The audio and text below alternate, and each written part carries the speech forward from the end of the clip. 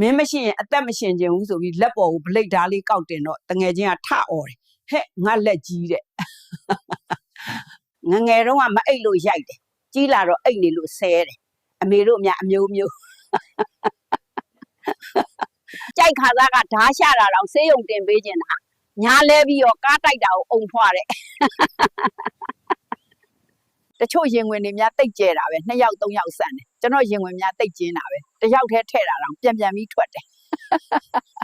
မန်တဲ့လာပါလိမ့်နေလို့အကောင့်ထဲဝင်ကြည့်လိုက်တာရှေးတဲ့ကခရမ်းသီးကိုစိုက်ကားအသွားပြန်ကြိတ်ထားတဲ့ရုပ်နဲ့လိုက်လွတ်ပြီးဆဲပြန်ရင်လည်းငါးဆက်လီဖြစ်အောင်ပဲအပူအပင်မရှိတဲ့ကလေးပါးဝါကိုပြန်လိုခြင်းနဲ့ပြောအောင်လေအဖေနဲ့အမေကရှေ့ရိုက်တော့ပြန်မသွားခြင်းဘူး